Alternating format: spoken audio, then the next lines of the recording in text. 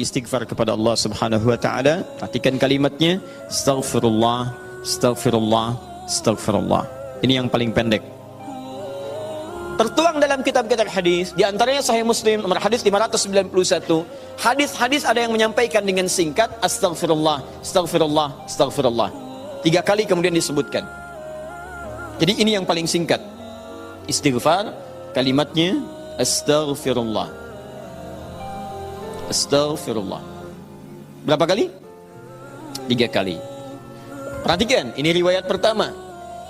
Kalau Anda menggunakan yang ini, boleh. Tapi cara memahaminya, ini yang paling singkat, paling pendek.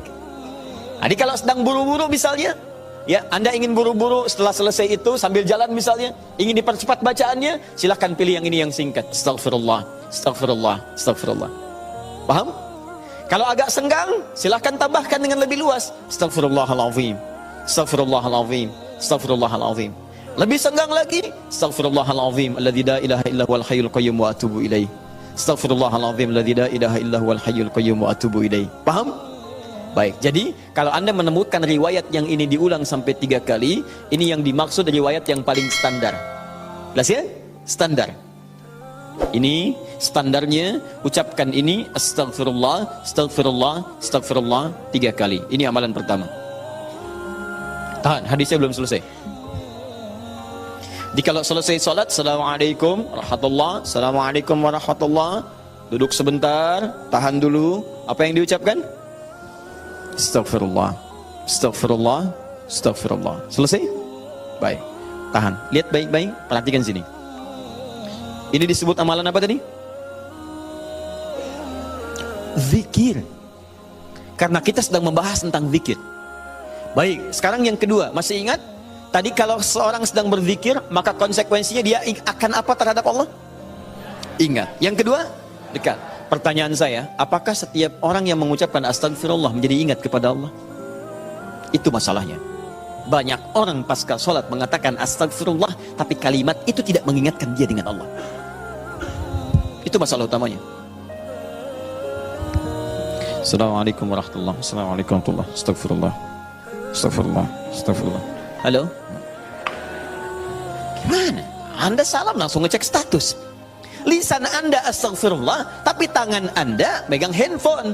Pikiran Anda melihat status. Sebagian orang bahkan merespon urusan dunia. Bagaimana istighfar bisa berkorelasi dengan itu semua? Itu masalah utamanya.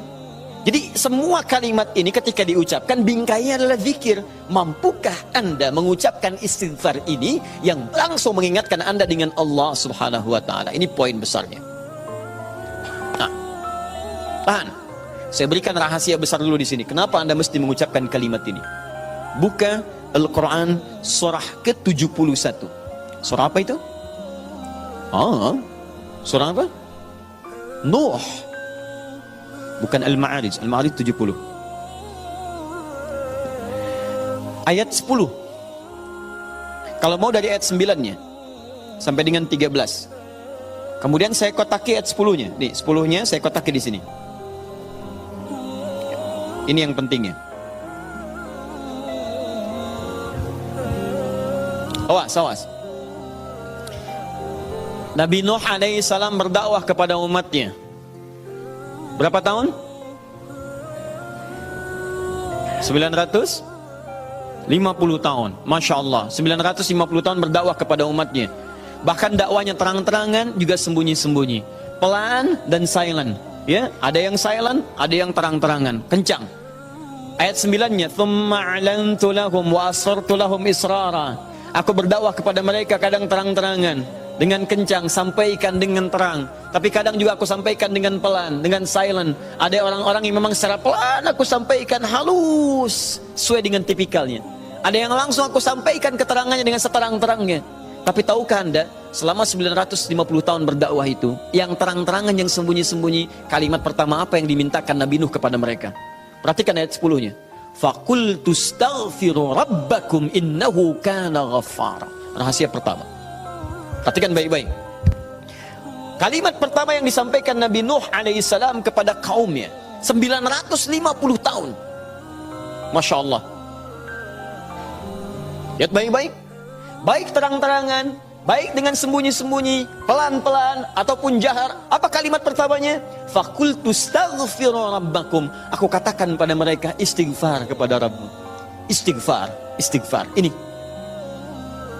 Nah, ketika Nabi Nuh mengatakan istighfar pada Rabbmu, istighfar pada Rabbmu, apakah kalimat Qur'annya berhenti sampai sini? Tidak. Teruskan ayatnya. Innahu kana ghaffara. Rahasia istighfar yang pertama, satu, Allah akan turunkan minimal sifat ghaffar kepada hambanya. Nanti kita lihat. Apa itu ghaffar? Belum tentu. Belum tentu. Tidak seperti yang Anda bayangkan. Allah punya sifat ghafir, tapi kenapa yang muncul ghaffar di sini? Buka Quran misalnya surah Ghafir.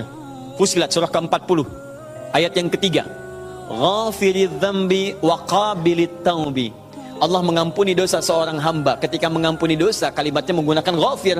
Ghafirun, ghafiridz dzambi. Tapi kenapa Nabi Nuh menyebut dengan kalimat ghaffar? Faqultu istaghfir rabbakum innahu kana ghaffar. Kenapa ghaffar bukan ghafir? Satu. Nih. Dua, teruskan ayatnya, ayat 11. Yursilis samaa 'alaikum midrara. Dua, orang yang sering istighfar, maka Allah akan turunkan keberkahan lewat curah hujan yang lebat. Curah hujan, hujan yang berkah. Masya Allah. Ada hujan membawa berkah, ada hujan membawa? Bukan. Bukan, hujan tidak pernah menginginkan banjir. Hujan itu hanya membawa air. Baik, yang bikin banjir itu Anda yang tidak bisa mengatur airnya. Itu persoalannya. Jalur air dibuat bangunan. Air itu kan sederhana, dia hanya mencari tempatnya, dia meresap sesuai dengan tempatnya. Cuman Anda tidak menempatkan air sesuai dengan tempatnya. Itu masalahnya. Tapi ini beda. Ketika turun, airnya membawa keberkahan dalam kehidupan. Itu lain. Itu lain. Nanti saya berikan rahasia setelah ini. 3. Teruskan. Wa yumdidkum bi amwalin wa banina. Masya Allah. Ya istighfar, istighfar, istighfar. Ketika kamu istighfarnya benar kepada Allah, wa yumdidkum bi amwalin, maka Allah akan melimpah ruahkan harta benda Anda. Ya. Meluaskan harta. Banyak. Amwal bukan mal. Wa banina, bahkan keturunan. Teruskan. 1, 2, 3, 4 keturunan. Allahu Akbar. Lihat faedah istighfar. 5. Wa yaj'al lakum jannatin. Dan Allah akan limpahkan kepadamu kebun-kebun yang indah. Awas jangan dilihat kebunnya. Karena kalau Anda lihat orang-orang Arab pada saat itu, mereka emas sudah banyak. Bu, emas banyak walaupun masih banyak di Indonesia. Ada Mas Asep, Mas Johar, Mas Sodia. Ya, tapi wujudnya beda, ya, wujudnya beda. Di sana emas banyak, perak banyak, bangunan megah. Tapi yang mereka belum dapatkan itu adalah kenikmatan pemandangan yang elok. Kebun-kebun, ya, isinya ada anggur, bawahnya kemudian ada sungai-sungai. Karena itu orang yang paling kaya di masa-masa dulu di kalangan-kalangan Arab adalah orang yang memiliki kebun-kebun yang indah. Kalau cuma emas yang lain punya. Abu Jahal tuh nggak bangga dengan emasnya. Ya, Abu Lahab tidak bangga dengan emasnya. Apa yang mereka banggakan adalah kedudukan dalam kehidupan dan harta-harta yang seperti yang digambarkan. Tapi semua itu tidak mampu menjadikan mereka sebagai hamba di hadapan Allah Subhanahu wa taala. Poin yang paling besar, kalau disebutkan jannat dalam arti kebun-kebun dalam urusan dunia, itu maksudnya kenyamanan hidup. 5. Kenyamanan atau kemapanan hidup.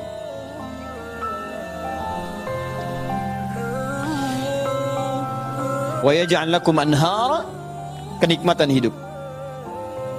Masya Allah, sudah mapan, nikmat. Kaya, tenang. Wah, ini hebat banget nih hidupnya.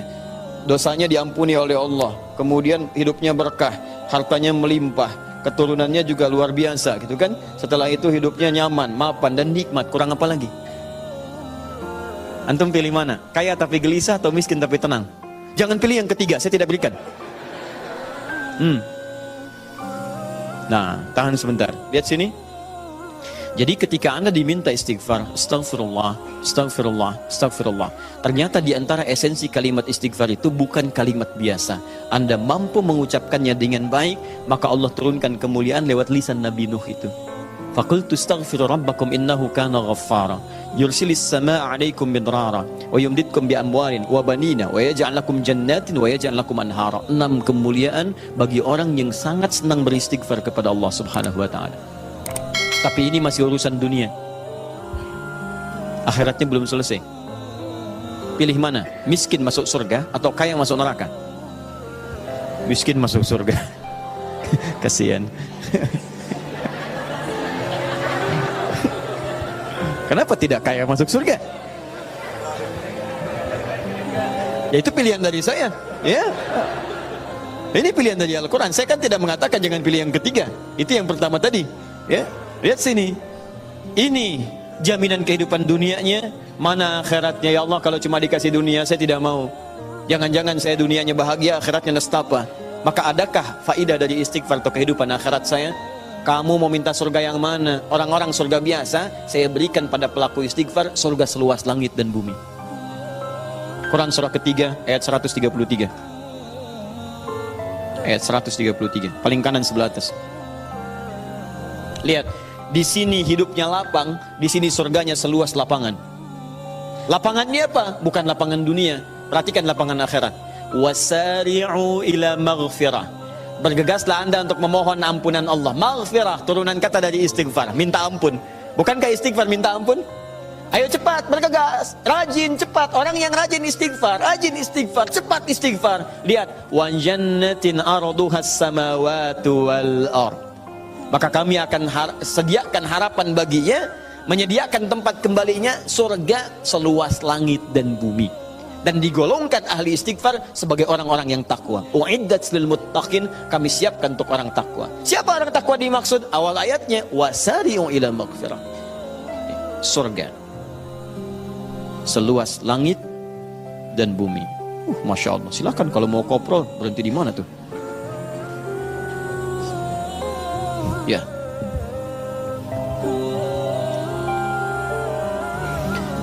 Nah, kalau ditawarkan begini, siapa yang tidak mengambil tawaran ini? Tapi persoalannya, kenapa orang banyak istighfar pasca sholat bahkan lebih daripada 3 kali? Astagfirullah, astagfirullah, astagfirullah, astagfirullah, astagfirullah, astagfirullah. Tapi mapan juga tidak. Cek. Ya, silahkan lihat. 6 ini tidak diraih. Keberkahan juga tidak didapatkan. Dan seterusnya. Bahkan kemarin di Bekasi itu ada yang terlihat, kami lihat di CCTV itu. Khusyuk pasca sholat, kayak orang menangis. Astagfirullah, astagfirullah, astagfirullah. Sudah tenang, lihat kanan kiri, tas orang dirogok begini. Kok bisa tuh astagfirullah lagi ibu juga? Ya? Apa yang salah? Ya, sekarang mari kita lihat bagaimana beristighfar seperti ini untuk mendapatkan kemuliaan-kemuliaan ini, dan bagaimana cara istighfar dengan berzikir pada Allah Subhanahu wa taala. Frame terbesarnya, frame-nya dalam amalan ini disebut dengan zikir. Ingat tadi telah disebutkan di awal. Zikir itu mesti mampu mengingatkan kita dengan Allah, juga membuat hubungan kita lebih dekat dengannya. Nah, sekarang fokus. Di antara amalan zikir pasca salat adalah istighfar. Dengan mengucapkan kalimat paling singkat, astagfirullah, astagfirullah, astagfirullah. Sekarang kita bedah dulu isi kalimatnya. Ini astaghfirullah. Dalam ilmu saraf, kalimat astaghfirullah ini menjadi dibagi ke dalam 3 bagian. 1, ada awalan menggunakan kata ista begini. Kemudian ditambah dengan akar kata ghafara. Kemudian ditambah terakhir objek harapannya kepada Allah Subhanahu wa taala. Sekarang fokus baik-baik. Ista dalam ilmu saraf itu fungsinya untuk menunjukkan salah satunya, menunjukkan pada permohonan, meminta sesuatu. Ghafara, ampunan, meminta ampunan menggunakan istaghfara. Istaghfara itu kata kerjanya, istighfar keadaannya, kata benda atau sifatnya.